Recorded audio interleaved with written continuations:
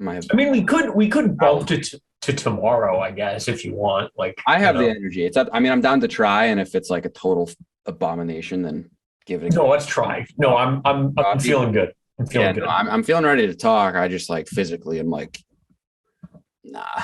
Physically erect. It's because you're not Irish. I know, but I'm wait. Oh shit, never mind. You're not I'm enough Scottish Irish. though. I'm Scottish and German. I should be able to handle my goddamn booze. I don't know, dude. They make Guinness different. It's a different thing. I think they have stout in all of the UK. I don't think that's unique to Ireland, is it? That's not what many people are saying. Many But what do I know? many fucking people are saying, bro. Dude, we are now 6 days out from the biggest release of the year. I know. I'm excited as hell. My weed better get here in time. Dude, we our listening party, should we invite anyone? Dude, we should hop on. No, not Instagram live. We should do a YouTube live stream and have Nick in the chat. Have Nick in the chat, and that's it. Just yeah, we can turn off our video, or we can I can turn off my video and just leave the little Pepe. That's all we need. I mean, people don't want to look at us, dude. We're We just can't stream too ugly. because the problem would be we can react to the music, but we can't play the music through the stream. I think the stream would be good, but afterwards it would mute all the audio from the portions where the music was playing. Yeah. What we'll have to do is just like we'll tell people which song we're listening to and just like mirror your Spotify record or like your Spotify window, and then people can like follow along. They can listen to it themselves. Yeah. Yeah. The people. The people, dude. The abstract. We had a few people listen a couple episodes ago. I don't know where the fuck Dude, that came from.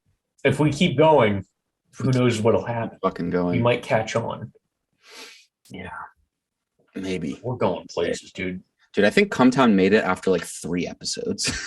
Yeah, but they're way funnier than us. No, I know. Like, I find it good. funny that like it's like this whole it couldn't have been intentional, but like this whole it's almost like a bit of like not caring about anything, and it worked so fast it like defies the laws of the internet. It really does, but There also are lots of right really in. fucking funny and interesting people who just can't get followings, or they can. It just like takes years of grinding. Um, but it just plays into the whole like Nick Mullen would never do a podcast which didn't have millions of listeners. Not worth his.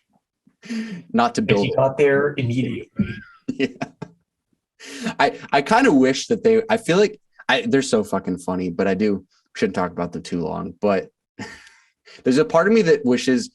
Like, I love the fact that they're rich, and so Nick can be like the biggest asshole ever about it. But on the flip side of things, and it's not like they need to be more funny. It would be pretty epic if they were just broke and doing what they're doing. It would be. I feel like they would be funnier, but I don't know, dude. More depressing if they were broke. Yeah, I don't even. It would be a different kind of funny, and it would be a little less epic. Because I think part of the like epicness to it is that like these guys saying this bullshit are millionaires because of it, and they're rich. Yeah, and that's awesome. Yeah, they're really fucking rich. That could be us one day. They're the kings of New York. Dude, they are the. I wouldn't go that. Nick and Lil Sass should have a duel. See who can be the real king. I got my money on Lil Sass, dude. He's an athlete. Yeah. No. No, dude. They're both probably like the same exact height and weight too. Like 5'8", 130. No, dude. Lil Sass is definitely taller. Lil Sass is probably like my height. So he's probably like 5'9"-ish, somewhere in there. Yeah, but he weighs half what you weigh. Maybe a third. I don't know about that. Are you calling me fat? God, dude, I'll have you know I'm now down to 290. Okay, I've been doing keto. I've been doing a lot of like prolonged fasting. I'm looking lean, dude. I can almost see my toes. There was a guy I worked with in college, just one of those like classic like sad, just people who just I don't know, life just isn't going well. But was working as the person on the grill in college dining room making minimum wage. So it's like 350 pounds or whatever. But he committed to this keto diet for the longest time. I was like, it's gonna start working. It's gonna start working. And it wasn't. I think it wasn't working because his calorie consumption was still the same. Well, yeah, duh. He was having like sextuple burgers with cheese, just no bun, and being like, "This is how I do it, man. It's gonna work. I fucking do it." Like, maybe just I don't know, have a triple. Yeah, just hold out, dude. I'm sure it'll But start also, like, working. who the fuck am I to judge this guy who's like, how someone who all of those that's your life circumstance like keeps going and shows up to work blows my mind. Like, I can't show up to work and I've got some things going for me. Yeah, Few. They're just better people than we are. Yeah, honestly. They really are. Maybe I should be the one who's fat. Maybe we should trade bodies. No, dude. This is my whole personality. Imagine how like bland I would be if I wasn't fat. Yeah, that's probably true. Yeah. Yeah. You know, I would be unstoppable if I could see my toes, let alone my dick, you know. Yeah. I think in order to get a real personality, I need to have like I need to get so skinny that I'm like, my hormones are all fucked up. So I'm like mad all the time. And like my dick won't work. And I think it's because I like watch too much porn, but it's actually because I just don't have any testosterone left. Yeah, just live a wildly unhealthy lifestyle. But in the opposite direction. Yeah, I think that's the way to give myself a personality. That's all there is to it, man. Yeah. For sure. Way too normal. Dude, how do we think Cleveland compares to Boston in terms of nightlife? They're probably remarkably similar. It's just weird shit. It's nothing but weird shit. Dude, I went to I'll actually no, I don't need to bleep it. I can because I don't need to say it and you know which one I'm talking about. The one we've gone to quite a few times the past couple of months. That's where I went Thursday night. It was an epic scene ? I don't know. It was packed. There was a pretty big old line. And I pulled the where's my friend? Now I'm alone. I have to cut the whole line, I guess. Yeah, they're like, we can, one person leaves and they're like, anyone by themselves? I'm like, I don't know where my friend went, like pretending that I'm not a loser going out alone. Yeah. And got in. I got to skip the line. So that was one of the few bonuses. God damn, dude. At least you went out. I stayed in. I cooked dinner. That's how lame my night was. It was it was epic. I met some like, the standard, like the usual, just like a John K type or like disasters. An okay. Sort of like the people I met were not as, they were like a hybrid of like emo girl and Apple, like not quite far enough to either extreme, sort of in the middle, sort of a little bit of like edgy. Like one of them had like very dark hair, like way too skinny for her own good, very like, I don't know, whatever, went to like music school or something. Oh God. Art school. Something. Oh shit. There's a lamp. And the other one was like at UMass Amherst and was just like stereotypical. Like, I don't know how I ended up. I think what it was I ended up talking with them because they were sick of getting hit on by everyone. And so they like were willing to be my friends because I wasn't trying to, well, maybe I was, I don't know. But you didn't. It was significantly less obvious that I was trying to get laid. Right, exactly. Gross about it. And, I was like, in my head, my plan was to go out for like an hour and get home by midnight because I'm like, I gotta go to work, but it's also St. Patty's Day, so I'd be a total loser not to go out. And then, of course, once you're out, you don't stop. Very ambitious plan to be able to just go home. Yeah, no. Yeah, no, that wasn't going to happen. I think that's something I told myself to justify going out. Sort of. Yeah, it sounds like a huge cope, but it's good in theory. Yeah, so that was nothing really that special happened. I don't have that many funny stories or anything. I didn't lose anything. Nothing got stolen. My Ubers worked totally fine. Met some people. Had some reasonably interesting conversations. Just like the most like boring night. Yeah. Blech. Got some followers from some emo bitches on Instagram, but like my dude. Like, is it worth? I don't know. Here I am days later. Still questioning if it's worth it at all. Yeah, well, I matched with a girl on a dating app and I was talking about St. Patty's Day and she's like, yeah, no, I like it, but it sucks because it's like a whole weekend of partying. But if I have Guinnesses, then I'm like, I'm out for like a week. Like they give me worse hangovers than anything else. And that's why I looked it up and I texted you about it. I'm like, that because I thought that this was total bullshit, but I guess maybe there is some truth to it.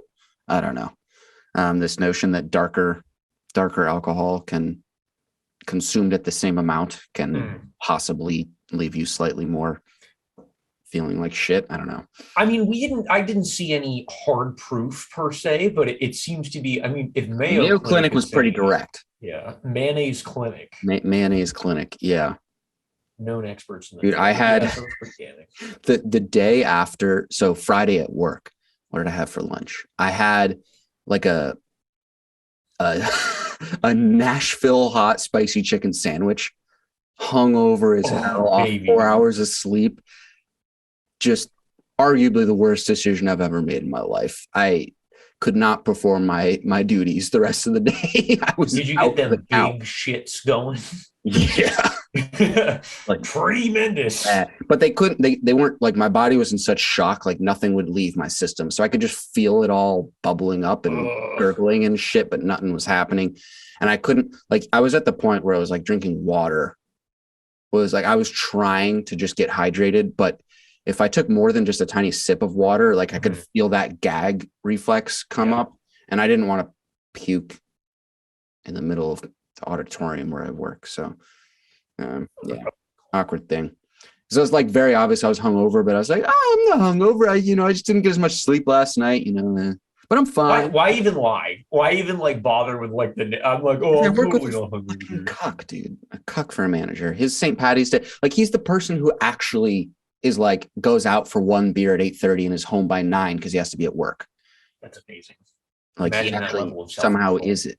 Well, he's like also in a committed relationship and is now in his 30s. So yeah, he's moving into cuck land.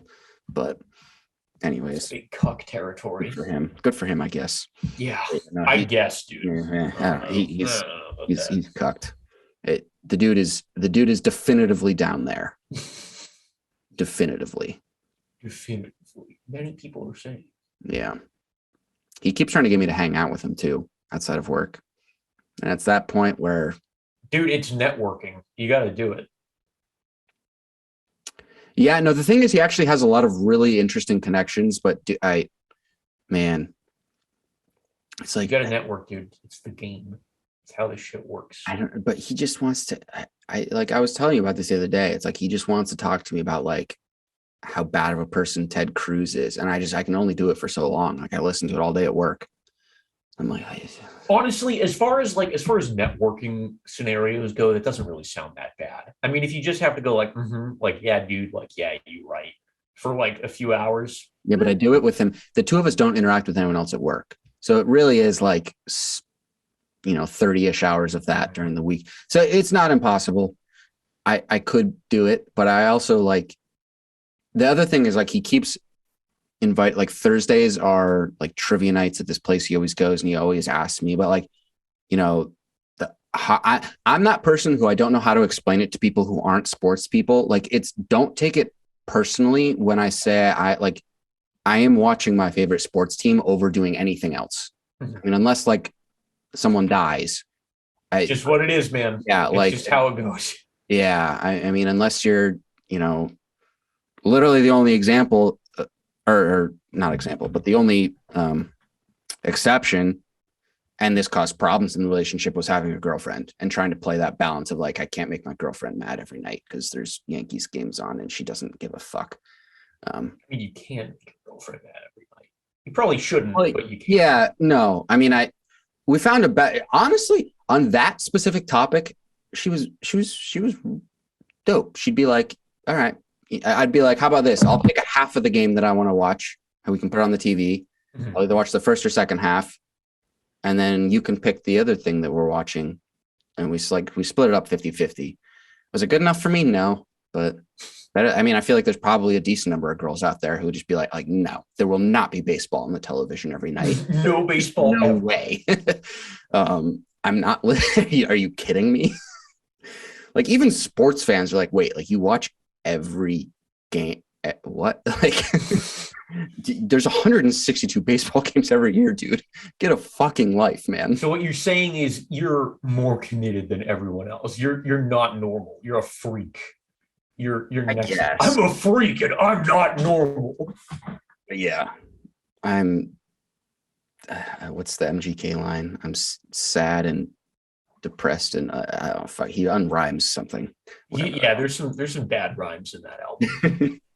The one I sent you is the one that sticks out big time, and it's in Bloody Valentine, and I can't remember it. I can never remember it, but whenever I hear it in the song, like it's like at the 1 minute 30 mark, and I can remember exactly where it is. It's like right after the first chorus. There's some just god awful place where it's like it should rhyme. It just like there's certain genres. If you're making like indie or something, and you're sort of being that like edgy, like going against the grain thing. But if you're making the most generic music arguably ever, that is pop punk, and like you put those and you were putting, the lyrics down that he puts down, the fucking, you know what? Dude, you gotta just full blown commit.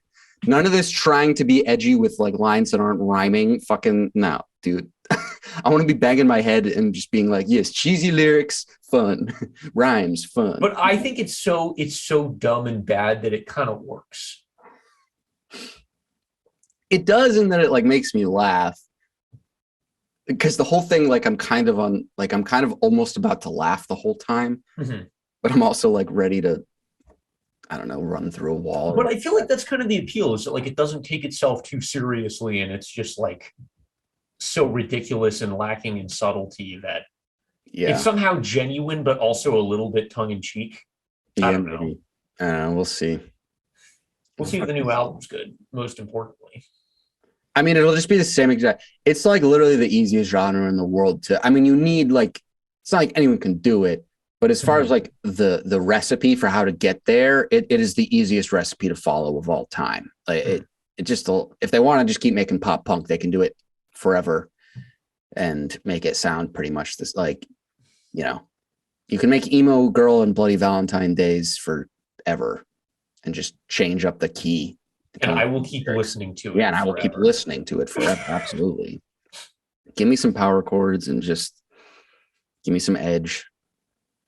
Give me a little bit of like, I think I've determined that it's set, in order to get that voice, you need to sound like you're like in like a hot way, not a gross way. You need to sound like you're always about to start crying. Yeah. Always about to start crying and hungover. Yeah. And more than just hungover, like coming off like a 3-day coke bender. Yeah, you're not just hungover, but you're on like perks or whatever the fuck the people do to deal with the hangover. Instead of like drinking water, you're like high on something else. Yeah. I guess that's the rest. Maybe we can unironically find a listening party next week. That would be hilarious. Dude, what if there's a bar with a listening party? That would be remarkable. I don't know if that live music and they just pull up the MGK album. Fuck you. We're just streaming it tonight. I'd be down for that. That'd be pretty cool. Dude, MGK should, how Kanye does listening parties for his new albums instead of like performing, which doesn't make sense to me. Because he's the greatest artist of all time. Yeah, sure. I mean, he's just like has autism, and we're all like on board to like be like, yeah, haha, funny, cool music, but whatever. In a way, it's sort of like we're taking advantage of him. And on the other hand, he's like the richest, most successful artist ever. That's probably not true. I'm sure Jay-Z or other people are richer, but still, it's like, so it's this weird thing of like, how do I decide how to feel about him? But anyways, MGK should do that. Instead of a performance the night it drops, he should do a listening party where he just buys out like, I don't know, Madison Square Garden or something. And he just sits there and listens to it. And he just like fucks Megan Fox in front of everyone. I don't know.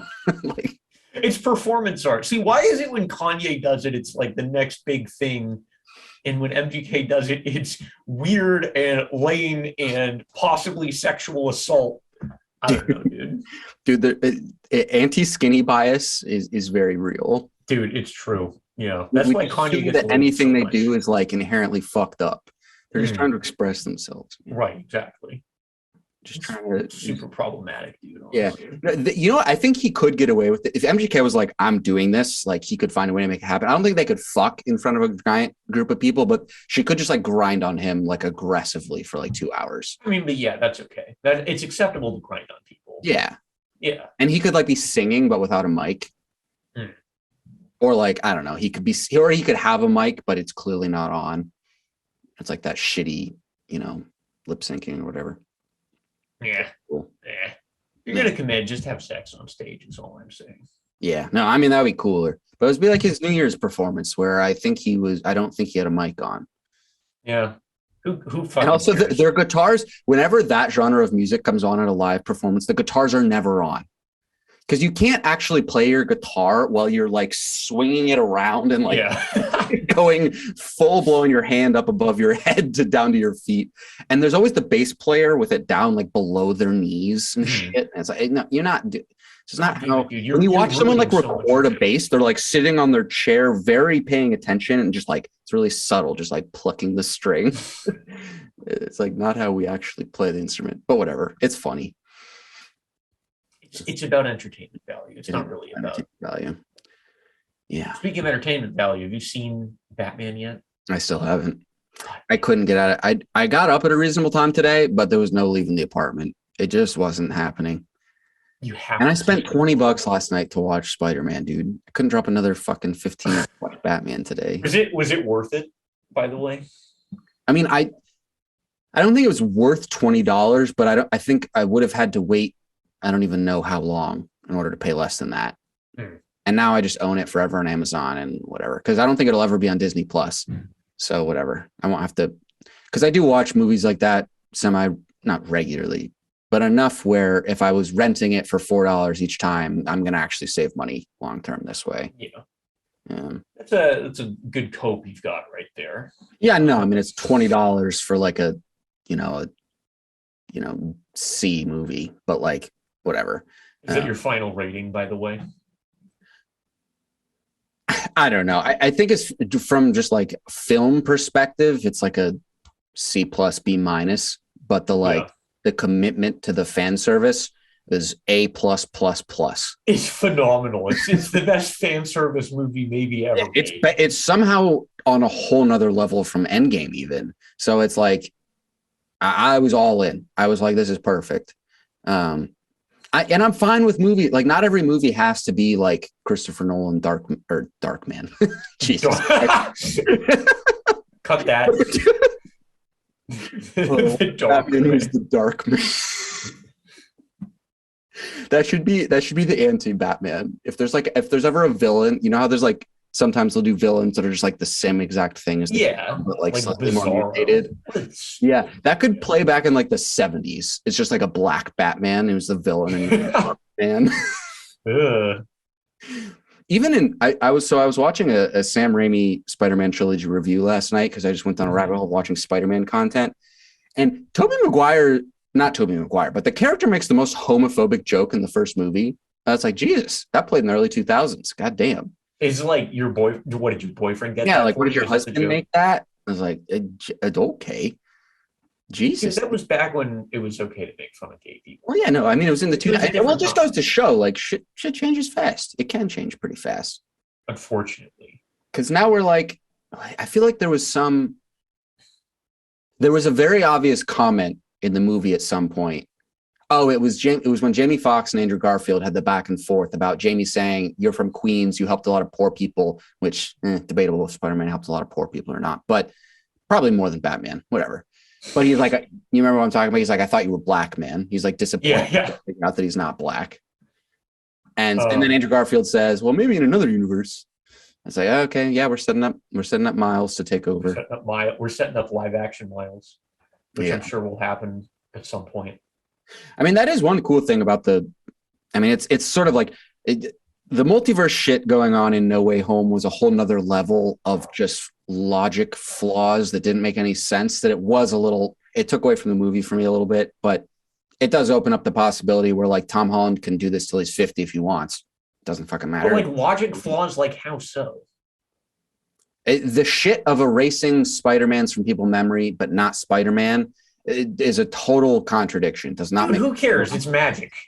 If no, that's I know it's magic, but trying to wrap my head around how, because it's not like it erased anyone's memory. It just erased people's memory of knowing who Spider-Man is.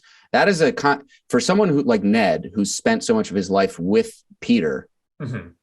That doesn't make any sense. Like, what have these memories been replaced with? Like, how does this like work? all of us? Yeah, it doesn't quite make sense to me that all of a sudden someone's just like, I don't know, maybe part of that spell meant replacing those memories with, I don't know, Ned doing some club or like some I don't know. But the whole thing, it is a little tricky. And then bringing in all the people who know all this, I don't know. I had a hard time with some of the logic going.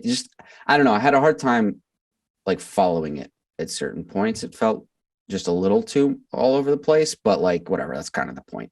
So it's fine. I mean, it's certainly not a super focus. It's much more about the vibes of having all the it's 100% about together. The vibes. Yeah. The other thing that was remarkably noticeable was that Connors and Flint, or whatever Sandman's name is, like those actors had zero interest in doing this. They were somehow like forced by Disney, like held. Well, they weren't in the movie. Every time Flint shows up, it's just recycled footage from Spider-Man 3. That's why he's really? Yeah. I was like, man, he didn't age at all. And then I thought about it. I was like, I don't know that. Yeah, they actually got. I don't know that there's any more new. Well, Connors definitely has original lines to this movie. Yeah, but he talks more as Lizard Man. Yeah, that's true. They might have just gotten someone who like who can just do because the other thing is once he's Lizard Man, there's like a little bit of like, you know, vocal processing and distortion and shit going on. So they could have just gotten someone who does a pretty good intimate, but then they would have had to CGI because when he briefly comes back to himself. You could pretty easily CGI that. I don't know, dude. I feel like it's probably fine. But it just the difference between like the performance from what's it, Molina? Alfred Molina. Alfred Molina. Dude, he gave it his all, and dude, him and fucking but the Jesus. Lighthouse guy. Willem Dafoe. Thank you. They fucking killed it. Like they were arguably better than they were in the Raimi movie. Yeah, they were better than they were in the Raimi movies, which was awesome. But also Willem Dafoe, I think, was the best character in the Raimi movies. So like that's a pretty big. It's good to have a perfect villain for like a 2001 superhero movie. Mm-hmm. Remarkable. But also I like how they sort of in a way made fun of the fact of this, like it's like it wasn't brought up enough just how absolutely little sense it made that he like took some, like there was never an explanation for what the research was that Norman was trying to do in the first Spider-Man movie. Mm-hmm. Like he just took it and it just gave him like the ultimate bipolar disorder where like he can't remember one versus the other. And it's like another one. Yeah, it doesn't really make any sense. It's like the Hulk, but like instead of turning into the Hulk, he just like becomes a different person. So if like, I remember, to kill people. The logic of it just seems weird to me.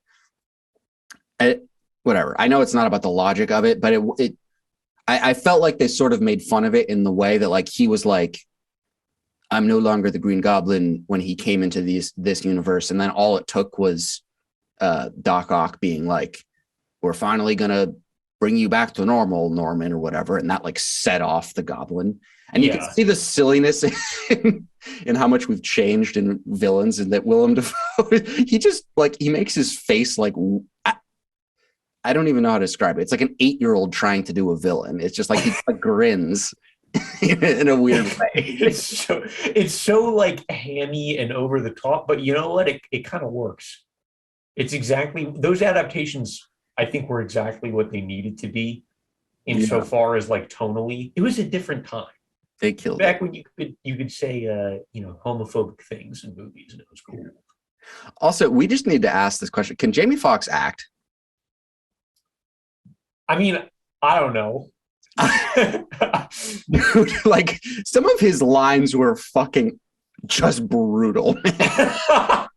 You got any standout examples here? Oh, man, I should have written them down, but I just remember multiple times being like, "This is like a whole nother," like one where he's talking with Peter and Sandman for a little bit when they first introduce each other, and they're like fighting, and then they're not because he doesn't have his electricity anymore. The line about like, are y'all going to comment on me being naked? But in his like Jamie Foxx, like silly, like I'm not going to try and do it because I'll just, instead of doing blackface, I'll be doing black voice, which probably ain't cool. But it's like, I don't know, random shit like that. But just a lot of it too, when he's in his like electro mode. And maybe it's just that they're intentionally being silly with the vocal enhancement they do, but it just doesn't, it never sounds like, it never sounds like a villain. It just sounds like I don't know. He's a goofball. Yeah, I wish I should have like premeditated this a little bit more because I don't have a like distinct thought on it. But I don't think he delivered the lines well. But he was also meant to be like what they should have just committed to in the Amazing Spider-Man 2, which is just like he's a comedic villain rather than like just serious silliness. Yeah. Have you seen either of the Amazing Spider-Man movies recently? Oh, yeah. No, I watch those movies semi-regularly, and it's not because I like I'm in love with them by any means, but I do. If Spider-Man's in a movie, I will watch it. You just minimum 10 Spider-Man fix. Okay. So I've seen the Amazing Spider-Man 2 probably 10 times, and the first one, incredible. The first one I've probably seen like maybe not 10, maybe only 5. I don't know. It's hard to keep track, like because those movies are on the Fox TV channel all the time. So the number of times I like will watch half of it, I can't keep up with how many times I've seen them. But the first one's like, it's certainly not good, and it has very distinct problems with how they portray the character Spider-Man. But just from a film perspective, it's like kind of fine. What do you think the problems are with how they portray the character of Spider-Man? Andrew Garfield's just like too hot and charismatic, and Emma Stone is also too hot and charismatic. And also, Andrew Garfield, like his motivation for turning into Spider-Man, it takes way too long into the movie for him to turn into a good guy. Like he's basically a villain who's like wearing a mask to not get arrested because he's just trying to find someone to kill. He's just like beating up people along the way for way too long. He's not. It takes too long for him to be a superhero. He's not really. I don't think he's really a hero, and he's also just like a dick to Ben and May. Like he's not the like loving nephew, whatever that he sort of should be. Like he should be. It's understandable that like his parents are dead, but I think Peter, at least the Peter that I like is one who's more just like sad about it, but like is like eternally grateful to his Aunt May and Uncle Ben, and like he like just like any kid like will fight with them because he's upset at the world. But he just comes across as like an angsty skater boy who's like, what he comes across is like someone whose life is so good that like you're just like, dude, you're being a dick, when Peter's life shouldn't be like so good. Also, Ben's death in that movie is the most unnecessary death of. It was the most. I don't even remember it. What happens? So Andrew Garfield, storms out of the house after fighting with Ben and May about like wanting to find his parents or something. Whatever the fuck. And he goes to a store, and his way of being mad is he goes to a convenience store and wants to buy a milk. And it's like $2.08, and he only has like $2.06. And so the guy behind the desk won't let him buy it. So he's all pissed. The guy behind him, then proceeds to rob the dude right after him and then throws him his milk. And then as he's running out, the guy behind the whatever who's being a dick to him because he was 2 cents short and let him buy the milk. He's like, hey, like, help me stop that man. And it's like, why the fuck would this dude help you after that whole interaction? Even if it was if I had the most nice interaction with the cashier of all time and then someone robbed them and they asked me to help, absolutely not. I'm not risking my life for your fucking money that literally won't lose you as the cashier anything. They have literally, all of these places have fucking robbery insurance or whatever the fuck. It does not matter. Let the person go. So no, I'm not risking my life. So then whatever. The guy runs away. He makes it like a block down the street, and Ben is off like cooling down after his fight with Peter or whatever. And the robber literally trips because he's running so fast from I don't know who at this point because the cashier's too fat to keep up. So he's just running. And then he trips and the gun falls out of his pocket and it falls like 8 feet in front of them. And then Ben, who's supposed to be like representing like the ultimate moral good character, like just because he sees a gun, like determines like it is a moral requirement for him to like dive for it and try to take the gun instead of just like, dude, just turn the other way and walk the fuck away.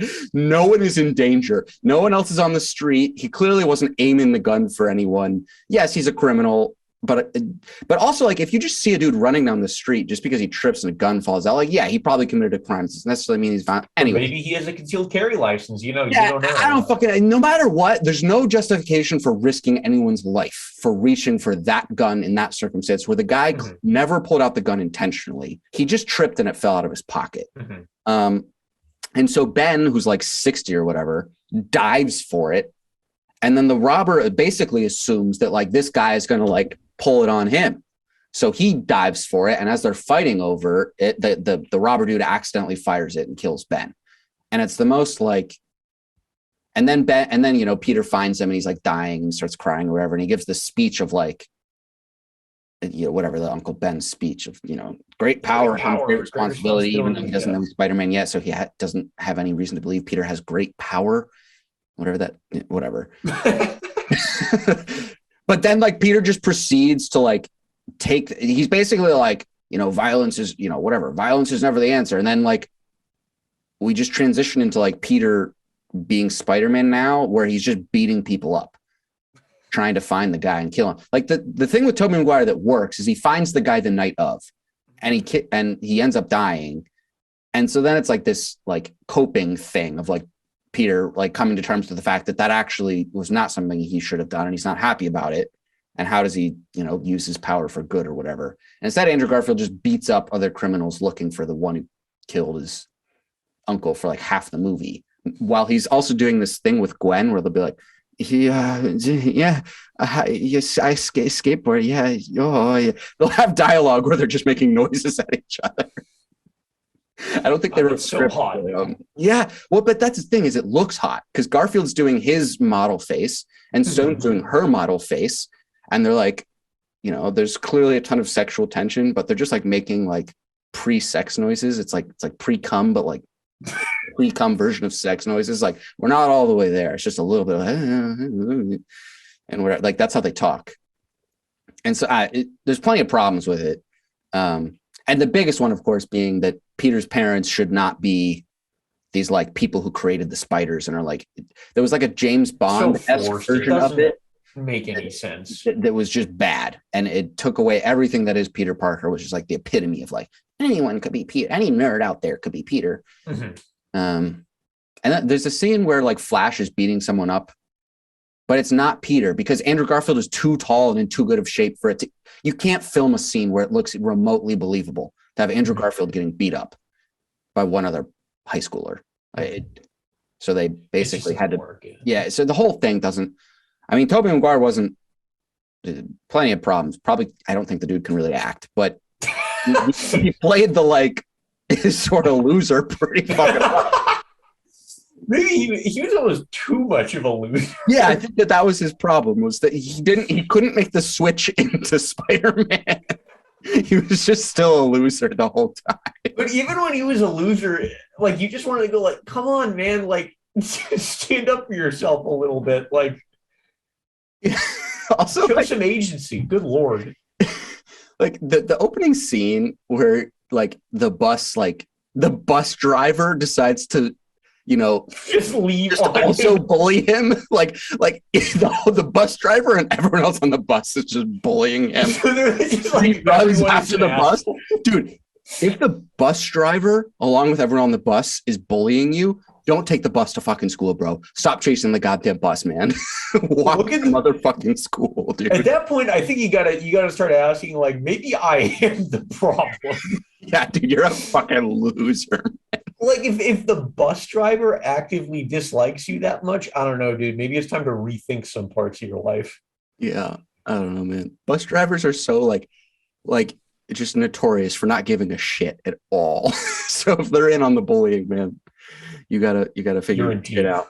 Yeah. I mean, I think that, and fairly enough, I think that one of the biggest criticisms of the Tom Holland Spider-Man, which was one of the remarkable things about how they did do the movie, was that they, you know, the biggest criticism was probably like Spider-Man is sort of like this kid who makes a shitty costume out of fabric he bought at his local convenience store, and that's his suit. And like he had all the Stark tech, and he was sort of like a Iron Man-esque Spider-Man. And that was like a lot of people's criticism. And of course, they ended it with now like Strange, and no one else remembers who he was, who doesn't have those connections anymore, which works fine. But what I think Tom is like, he is significant. He is the perfect combination of he does the nerdy hot thing really well. Yeah. He could have been a little bit more, but we never see him pre-bite. So I guess that's fair enough. That's a good point. If we saw him pre-bite, it would be a little hard to pull off, like Tom Holland, like getting laughed at by girls. Like, yeah. But I don't know. But also his character is never like one. It never seems like he's one who's like driven by. He always has a crush on some girl, which I guess is sort of all of them. But he's not like, you know. I don't know. Peter Parker's a weird character in that, like, anyone who got that would just. There would be a period of time where you just start fucking everyone. I feel like that would happen, right? If you were Peter Parker and you were also Spider-Man. Well, if you just turned into like the most ripped, athletic, confident kid of all time, and you could just start like dunking basketballs at 5'10" and like you're the best sports player in the school. But you have to hide it though. Well, you can still fucking show off a little bit. You can be good at sports. You're not setting off. You're not setting off anyone's radar for being good at sports. Maybe you are. You can jump real high at a party or something and impress people. That's what all the girls want to see. I mean, in guys real life, yeah, that's what would happen. Yeah, dude. What they want. That is what girls care about more than anything else. If you just start jumping at a party, if you jump until you finally stick to the ceiling, no, it's gonna work. Girls will pay attention to you, guaranteed. Yeah, it works every time. Guaranteed. Yeah, but I don't know. Whatever. It was a fun movie, man, and the amount of like what was cool about it was they did a lot of correcting to characters that they fucked up. Like the Amazing Spider-Man villains were just they fucked them up. They were terrible. they fucked up.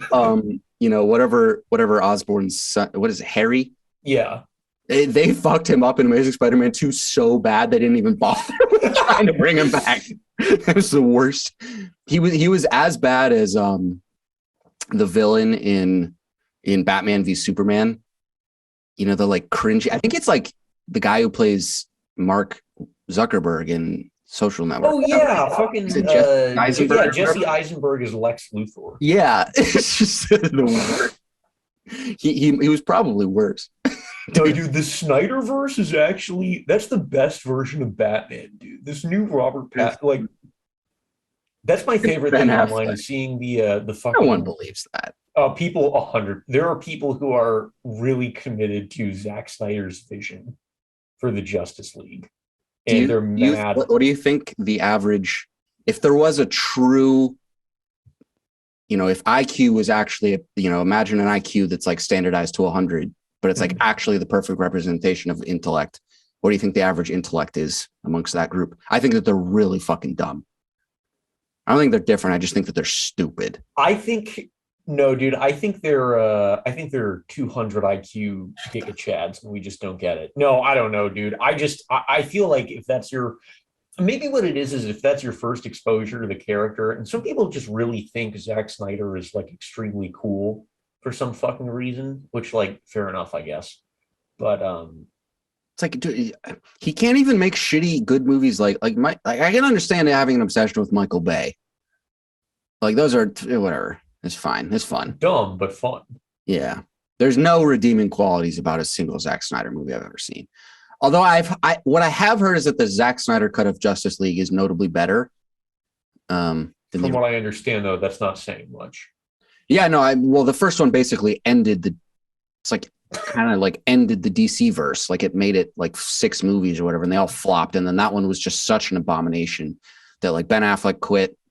What happened to Henry Cavill? Is he still doing the character? Did he quit? I don't know, dude. I think he did the Netflix Witcher thing and a bunch of other shit. So I don't know if I want to watch it. Or like I've actually heard good things about it. Really? I watched some of season 1 and it was okay, I guess. I'm impressed. I think it would be something like Along the way. high. Like, is it fun enough that like high me could be like like swords and horses and whatever. Yeah, it's exactly that. I think it's a good high show. Yeah. Not sure if it's anything else though. Yeah, which is fine. What was the other? I feel like there was a couple. I had so many thoughts last night.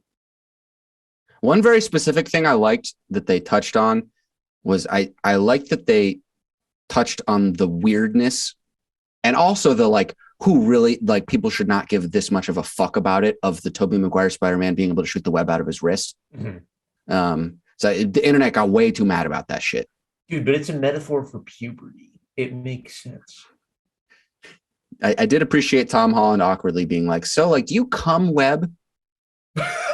Does it come out of anywhere else? It's like your mom asking like, what happens when it comes out of your penis? Is it pee anymore? Or is it very normal conversation with your mother. Yeah. Every guy's been there. Yeah. Every dad says, look, son, we need to talk. There will come a day where your piss will be clear. This means you're ready to get a wife. That is more or less how it works. Mine's still red, so I don't know. Make it that way you will. Yeah, they saved because they turned Elektra into a meme, which was fine. But also one other thing, just from a broader perspective, was that I liked how they touched on and got really into the whole like most of these villains are actually victims thing. Yeah. And so they did a good job of that, and that's great and all. But there is a certain level of, I do understand that there's a level of hypocrisy in Tom Holland, who just got bit by a spider, saying the rest of y'all need to be cured for your accidents. Like, dude, no one's curing you. Yeah. It's like, I'm an Avenger. I don't need to be cured. But there is a little bit of elitism that is sort of forced into the character if you're going to make him interact with all the Avengers. Yeah. Really, no way around it. They should have just made everyone get therapy, and that should have just been a scene of them all in the it's like a Sopranos-esque thing, but it's all the Spider-Man villains. Yeah, dude, they should have had Wong mediate it. That would have been hilarious.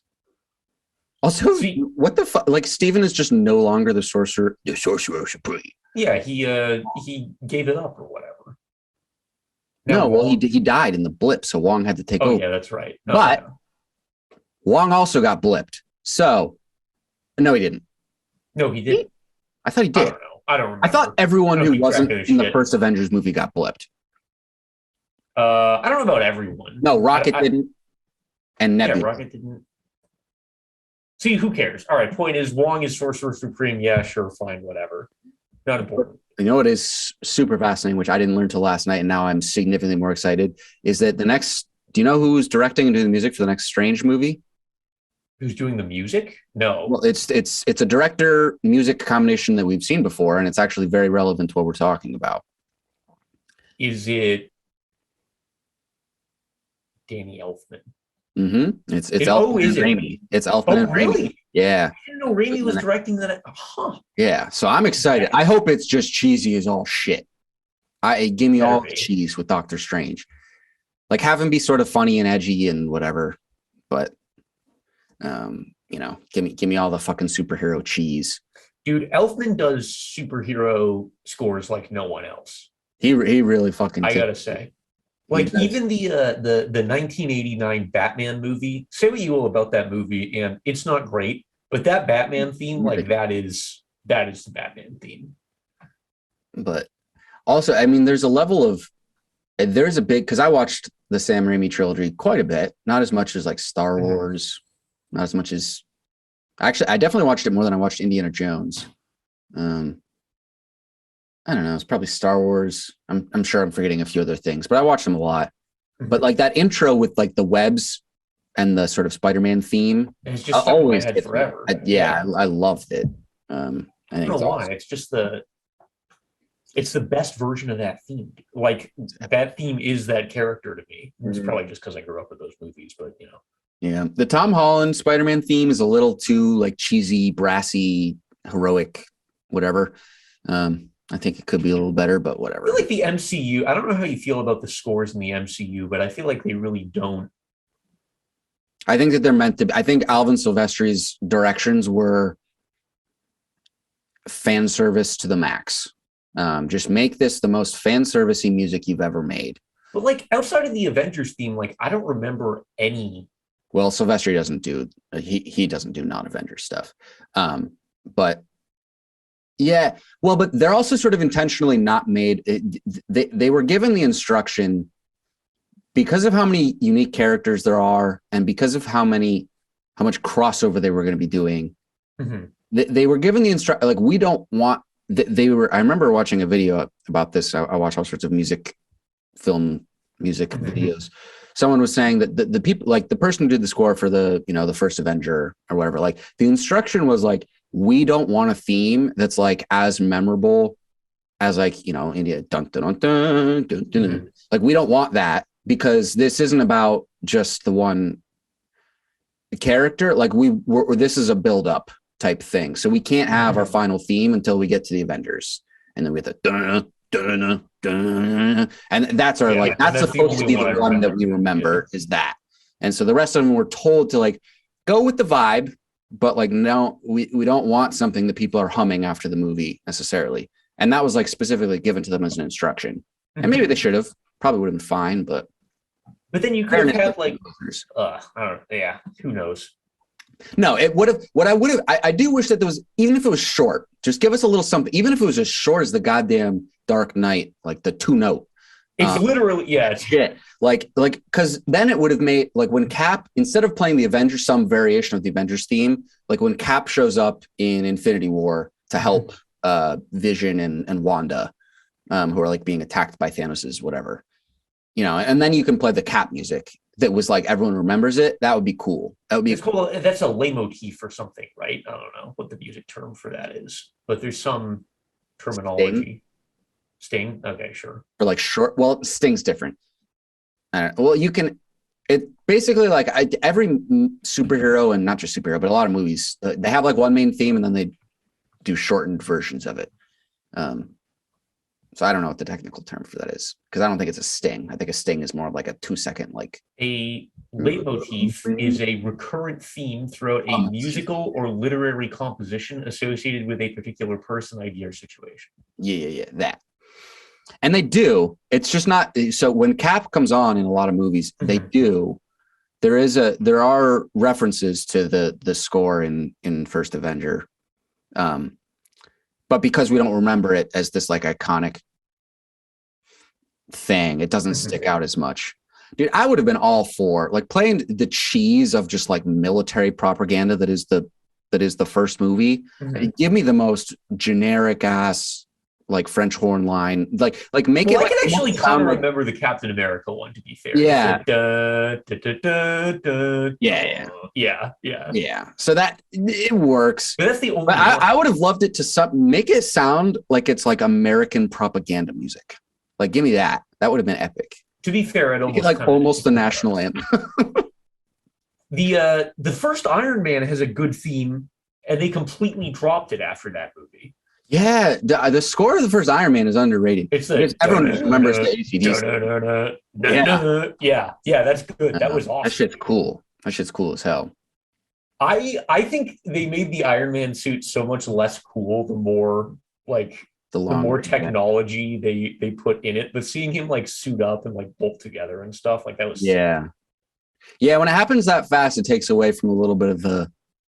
Yeah, when it's just like zoop. When it's like kind of difficult to get in the suit and he's like struggling to get in, and then he finally does, and then you get the dun, or no, I'm doing something else. I was about to do the Avengers, but what you just did, the Iron Man music, like when he finally gets in his suit, it is the beginning of the movie when he's in his whatever terrorist hole. Yeah, he finally and gets that music suit, and that music comes on. Yeah, that hits. It's sick, dude. Or the one where he sees, or the scene where he sees the terrorist dudes with Stark weapons, and it like pisses him off so much that he just like gets in the suit, and there's like when the helmet like clanks down and the theme like hits a crescendo thing. I don't know.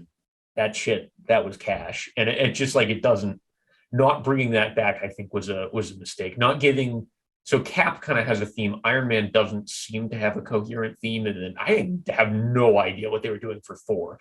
But those three, at least, I Well, mean, like or they were like, we're gonna restart this character, so they had to let go of all the music too. yeah, which is fair enough given how shitty the first two films. The Dark World, that shit could have ended the MCU, man. That was such an abomination of a movie. Like it, I would have understood if they're like, what, MCU was a good idea, it was fun, but we can't. But after this, I mean, there's nothing more, dude. Or what I would have understood, because they made so much money off of the first Avengers movie, they wouldn't have stopped. But if Chris Hemsworth was like, I'm sorry, no. I'm done. Which probably, honestly, it was. I wonder if how much of it was coming from him being like, guys, like I'm gonna fucking quit if you keep trying to just make me like Captain America but from space. Like it doesn't. It's not working. It doesn't work. Stop it.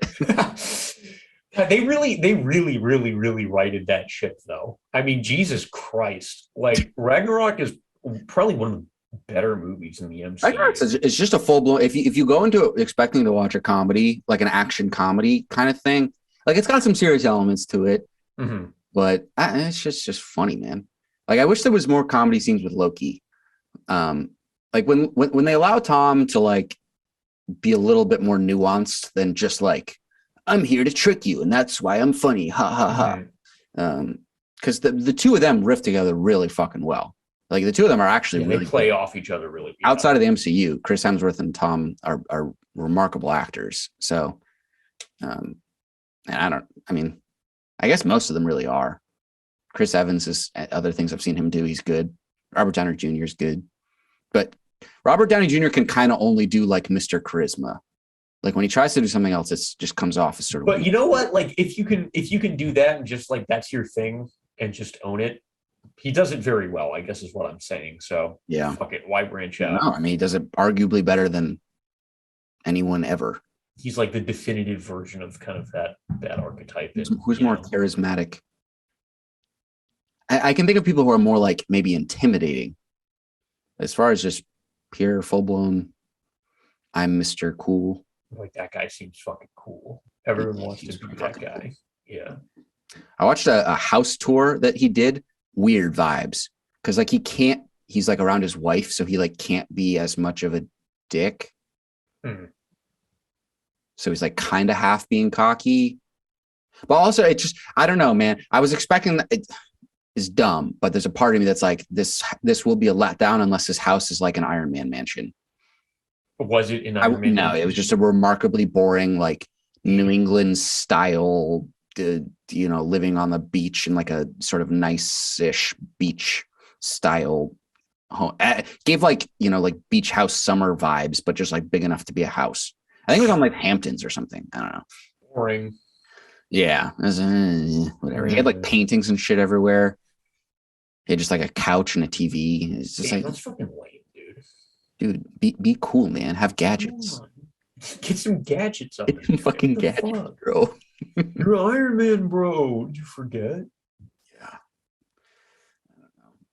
Also, I don't know, man. Dude, at what point are we gonna give up on Happy? Like at a certain point, he's got to stop being in movies.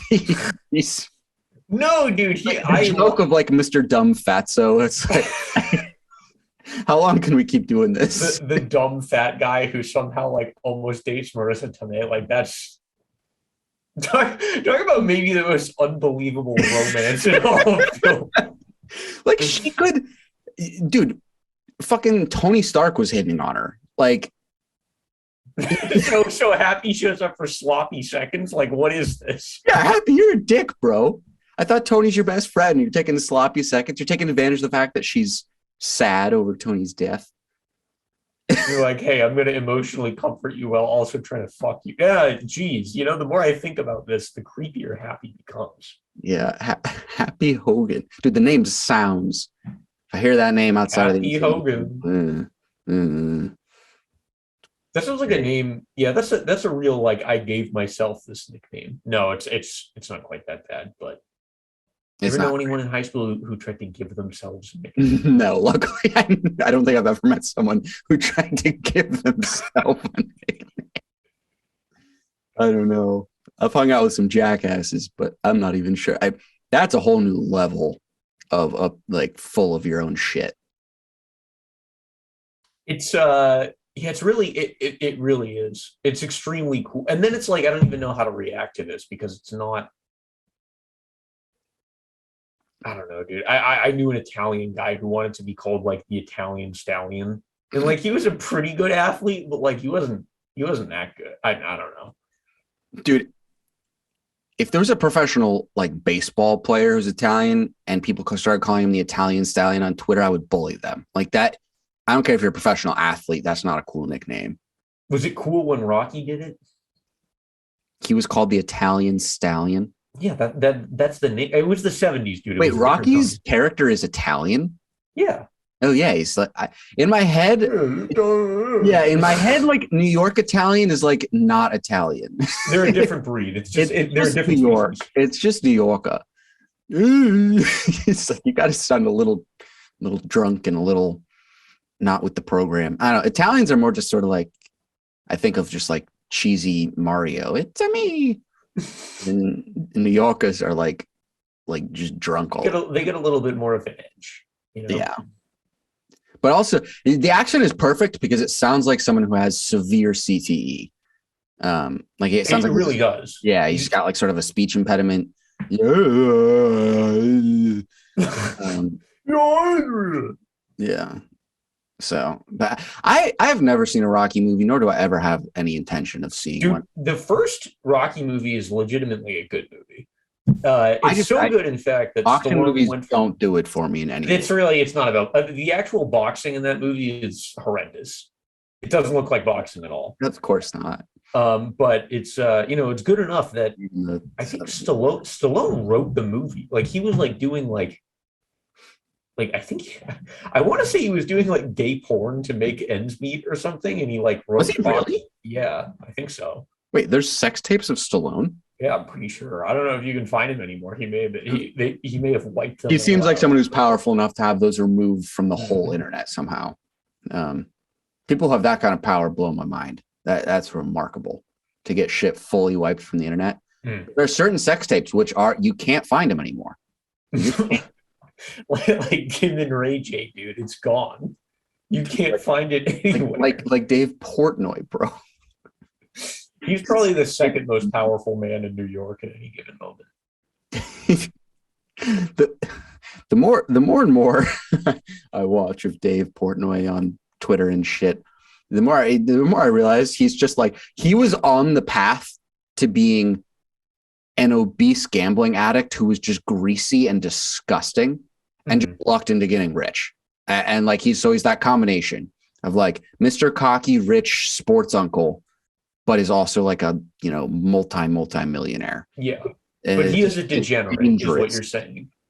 Yeah, he was on the path to like heart attack at 45. Oh, no, it's not because of my eating. It's just the stress. It's the stress. The fucking Yankees, bro. They keep losing games or whatever. I'll just start winning. My heart will be fine once I start eating winners. I need to find winners and whatever. Which is like half of whatever. Shit, I forgot what I was talking about. What were we just talking about before I started talking about Dave Portnoy? Stallone? Boxing movies. Boxing I've heard that Michael B. Jordan boxing movie is good.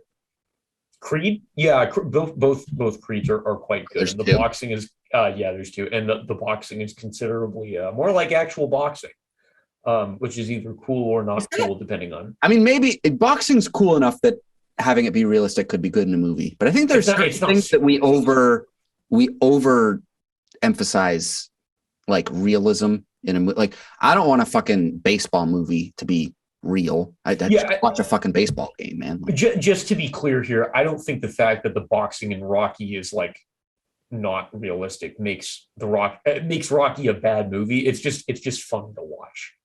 Yeah, no, that's fair. I mean, it can't be so egregiously bad that it's like you can't believe that anyone's like actually getting hurt. Then you're running into some problems.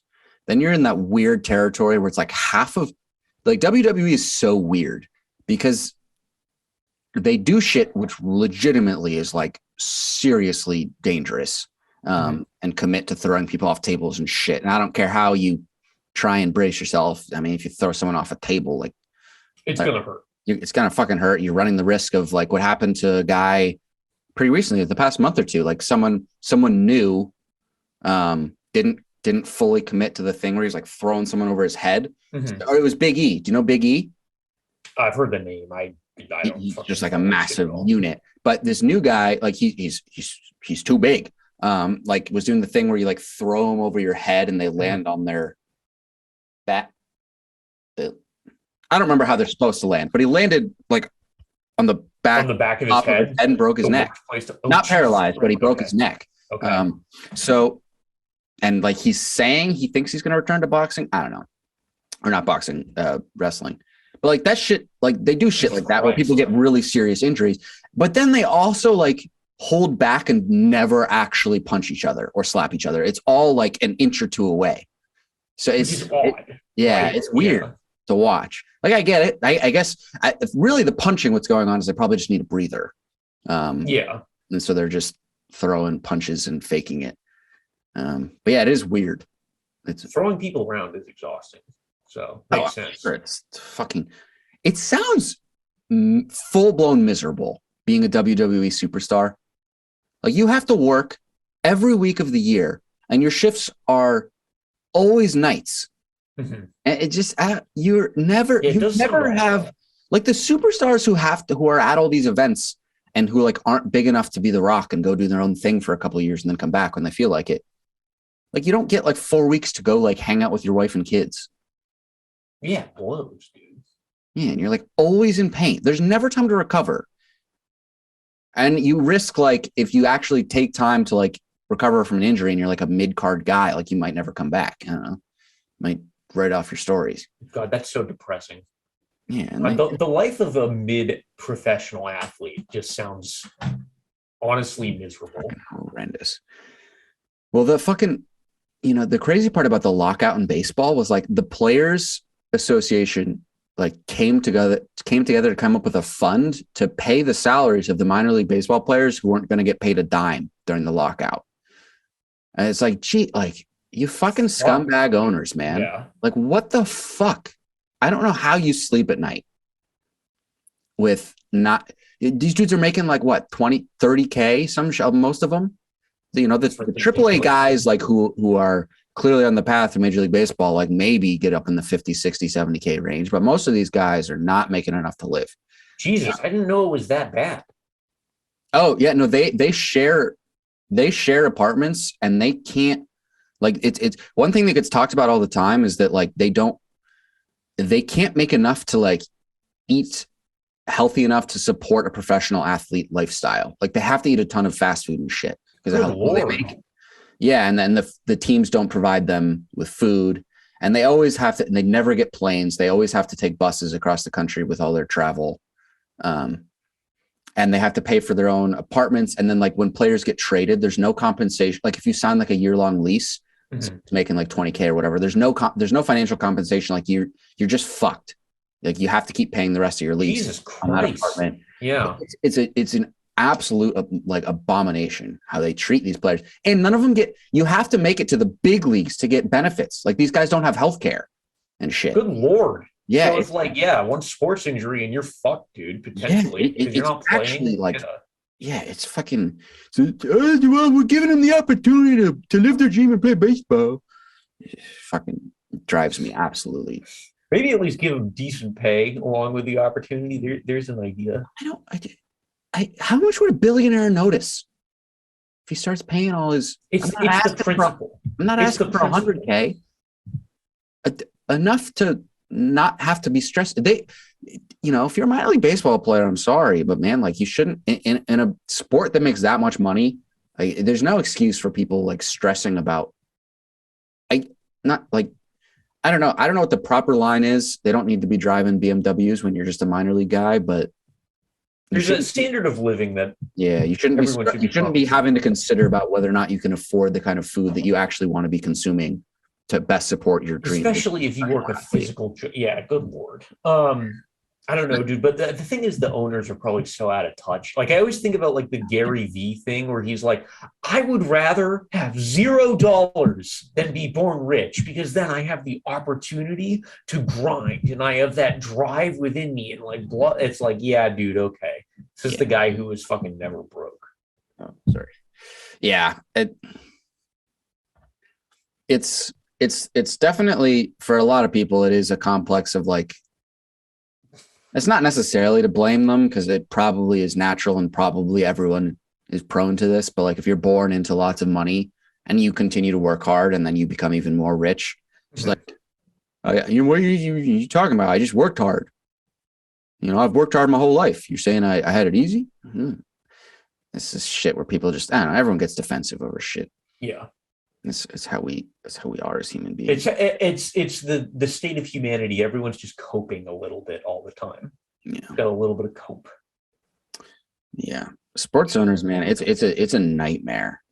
The state of baseball as a sport really might die in the current system. What makes you say that? Because there are a significant number of owners who don't even lie to the media about the fact that they purely are in this for the business and do not give a shit about winning.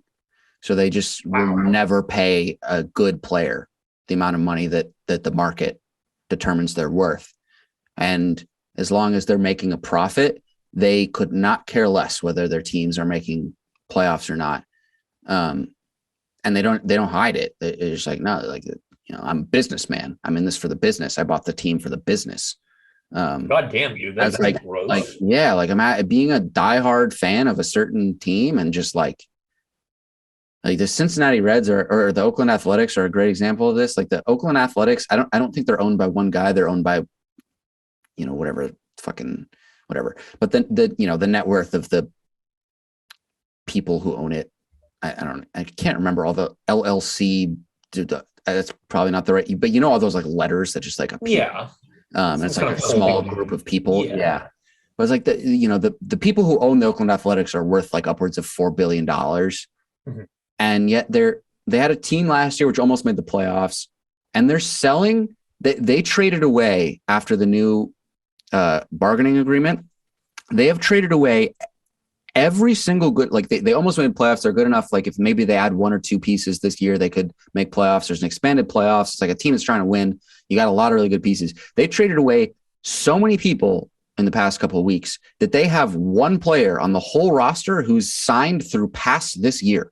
So as of right now, they would have holy shit the team next year. They just traded away everyone and said, fuck it. So as of right now for this 2023 season, they have committed $1 single $1 million to a player. That's it. And the Dodgers have a $300 million payroll. And so it's like, how do you how does one, at what point, like why would an Oakland Athletic fan like continue to watch baseball? There's just zero motivation it's like, owner's not even like lying about it. So it seems like there's like a level of incentive disalignment here just between what the people want and what the owners want. Is there a reason why this is like worse in baseball than it is in other sports, or is it this bad? It's not necessarily worse than it is in other sports, but because technically speaking, there's no salary cap and there's no salary floor. So the market value is set by the owners, and this is I think a common myth, and I think it's a dangerous one that you see online, where it's like the market value of players is set, like people will say like big market teams set the market and it's an unfair, and the small market owners can't keep up when they're all billionaires. But it's set by owners who actually have an interest in putting a winning team on the field. So you've got this fucked up situation where if you're an elite player, up and coming player, you're someone who's going to be making somewhere in the range of, your market value is somewhere in the range of 25 to 35 million. Right now, that's about the range of like where elite level players sign their contracts for. But there's only a subset of like a small group of teams who will pay it. So your market value is that, but there's only a select, 10 teams or whatever that would ever pay a player in that range. So even though that's your value, it's not like an even bidding thing. Okay. So it's like every player who's an up and coming good player just will inevitably at some point be moved to one of these teams who's willing to spend on elite players, because the vast majority of teams. So what the owners want, which is what other leagues have, is a salary cap. And they'll say, oh, this will solve our problem. But it's bullshit in baseball because, the Dodgers this year, their payroll is like 290 million. And then there are teams like, the Pittsburgh Pirates, which is like a $30 million payroll or something. Like putting a salary cap at like 250 million is not going to magically make the Pittsburgh Pirates a contender. So what you need, and of course an owner would never agree to this, but what you need is a salary floor. And a salary cap isn't inherently bad. I mean, as long as you're constantly adjusting it. But really what you need is a salary floor. I mean, it's the only way to require that teams sign guys who are good baseball players. I mean, that's the only, unless you find a way to remove a system where the owners, there's one guy or one small group of people who own the team. And you just need to separate business from winning. Like they somehow need to be separate things.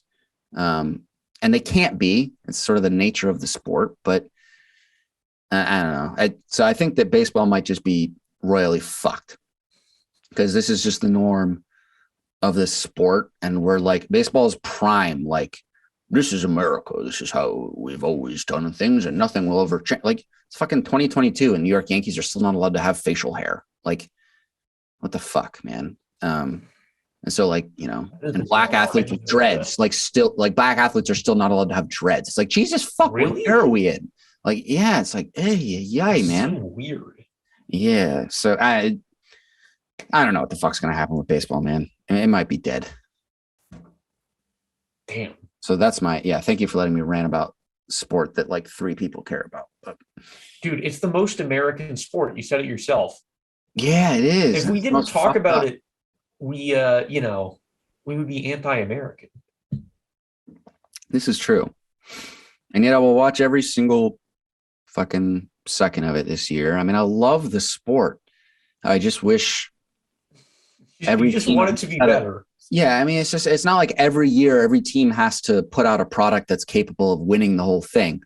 But like, you got to try. You got to at least have a plan to at some point in the future be winning. And there are certain owners that just never have that plan.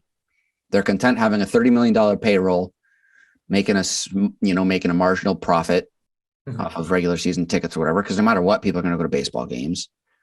They're going to buy $12 beers and whatever. There you go. So, one way to make money is to be someone with a $30 million payroll and make $50 million in profit or whatever, and making 20 mil. As a businessman, you're like, oh yeah, great. Yeah, fuck yeah, dude. I'm making money. So I don't know, man. It's really depressing, and it makes it hard. It is the biggest thing that makes it hard for me to be a full blown. Like, it takes away from my enjoyment of the sport. That whole issue, the big issue. But yeah, it is interesting. The other sports don't seem to struggle with it quite as much. I wonder why. This sounds like a job for.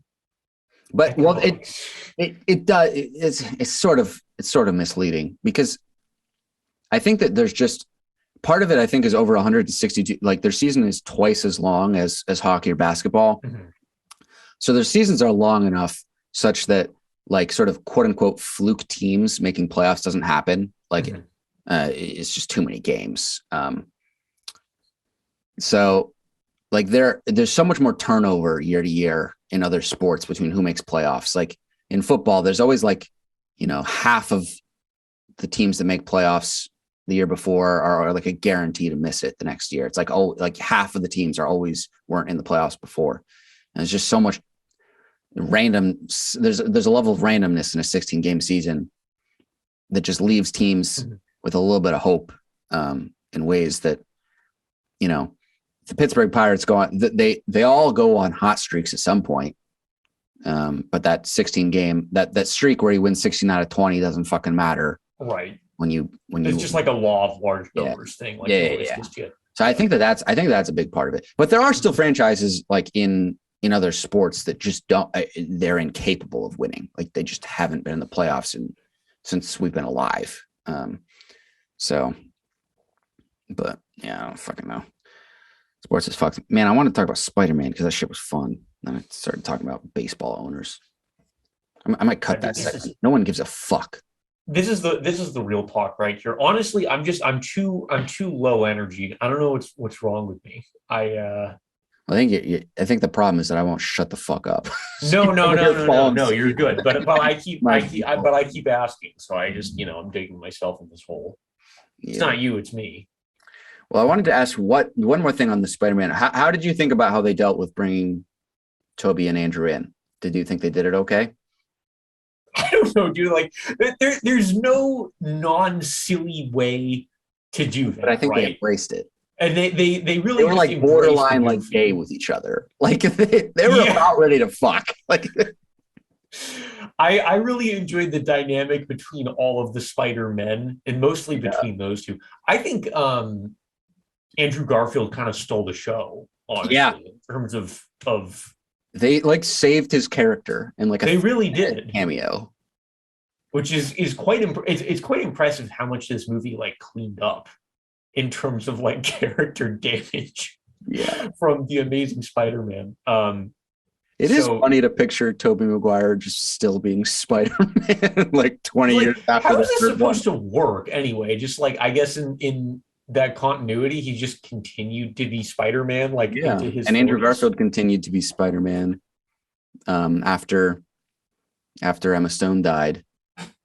Which like yeah, okay, fair enough. You know, I liked it was cheesy as all hell, but I sort of fucked with the scene where it was like he saved MJ in the same way that he wasn't. Yes, yeah, he got it right that time. Yeah, I really it was like remarkably obvious that was what was going to happen. But I was fine with it. On my Zendaya talk, this was the first, maybe the first time I've ever seen Zendaya in a movie, and she wasn't pissing me off. So that was a good step in the right. Why do you not like Zendaya, dude? I don't know, man. I don't know. I think you have to watch Euphoria. Dude, people won't shut the fuck up about Euphoria, and it makes me not want to watch Euphoria is crazy, dude. I watched the first episode and I was like, this is too much. Like this is drug addicts being like the center of a film or TV show is too much for me to handle. It really is too much of a mood killer for me. Like I find it to be the most depressing thing. It really made me just feel how lame I am. How lame you are. Yeah, dude, I don't know. Drugs? Dude. I just didn't do any. Because drug addicts do crazy shit. Because they're living lives. You know, like they've lived lives. I haven't lived a life. Yeah, but that's their way of coping. That they're never comfortable with themselves. Because it's always got to get more and more intense. I guess, but I'm never comfortable myself either. And I'm not having the fun of drugs. You think you'd be more comfortable with yourself if you started doing heroin? No, but that's beside the point. You'd be more epic. You'd probably get fired from work. I definitely probably. I don't know if you could continue to work at a regular schedule. Yeah, probably not. You're I'll just stay addicted to caffeine. That's socially acceptable. So I don't know what's going on with me. Like the past 2 weeks, my urge to consume caffeine has like disappeared. Like I'm only doing it to not get the headache. It's like I'm not even enjoying my coffee. No, I'm not like eating great or anything. I mean, I'm kind of exercising again, but I don't know why. I think it's because it's getting warm out and I don't have a cold coffee option. So I'm always like, you can make cold brew in a French press. Pro tip. Well, not at work. Oh, I'm not going to be fucking making shit before I leave for work. Dude, come on. If you're working in a place that doesn't have cold brew on tap, you need to get a new job. It is remarkably, the only good thing they have is espresso. They don't have a good coffee machine. Their coffee machine is easily, and I say this easily compared to any cafeteria coffee, easily the worst coffee I've ever had in my life. It is disgusting. You can't drink it. You can taste this like, it's like you can taste that there's two different ingredients. There's hot water, and then there's this like, it's like, you know, like instant coffee that sort of like you can like, it's like, grind. You're just like drinking like hot water with like, you can really taste that it's like you're drinking like dusty water or something. Yeah, dusty water. It kind of like it's like drinking a cigarette water. Yeah. Which is if I work at a fucking, they are a monster, and they're not. I mean, globally speaking, where I work is a bio monster. Yeah. And so there's just how the fuck y'all are doing science all day and you don't have good coffee on tap. I worked at a WeWork and we had like 12 different options on fucking tap all goddamn day long. Anything tech or startup adjacent. They really care about their stimulants. Yeah. They care way more. Yeah, scientists are too lame, man. They're too content. No one will speak up and complain. No one will speak up and complain. That's what people need to do. Because I won't be able to do anything. I need the scientists to start complaining that the coffee's not good enough. You need to get all of their emails and loop them into some kind of listserv, and you just need to start building momentum. Yeah, there's no if a WeWork can fucking do it, there's no excuse for us not having it on tap. We have the technology. Like there's Starbucks coffee on tap, but you have to pay for it. Well, it's not. Yeah, I mean, it's technically and it's Starbucks coffee, so it's like it's not even that. That's not worth paying for. No, I'm not paying for that shit. If I'm gonna be paying for shit, it better be like nitro ass cold brew from Mars. Amen, brother. Yeah. Well, anyways, quickly, it's getting late as shit. But I thought I liked a lot the way they brought it, because it felt like it was Tom Holland's. My takeaway from it was it felt like a Tom Holland movie with a fun cameo that embraced the cheesiness of bringing back characters, which would that's hard to fucking do. And they sort of they embraced the silliness of it. But it was also it was remarkably wholesome in that these like broken characters who just because part of Peter's whole thing is that no one can possibly understand what it's like to be Peter. And that's constantly going on and so then like when they kind of they understand each other, it's kind of cool. But there were times where they went, I don't know, maybe I'm being a little homophobic, but they went a little too far with the love. They were being a little too aggressive with I don't know. No, dude, because they finally found each other. Yeah, dude. It's like first of all, technically, they're not even human. They're spider-human hybrids, if you really think about it. So the reason they're attracted to each other is because they're secreting spider-human pheromones that only they can smell. So they actually don't even have a choice. They're just subconsciously into each other. So they're not. Well, I guess they are gay, but they're not gay for other men. They're gay for other Spider-Men, if you will.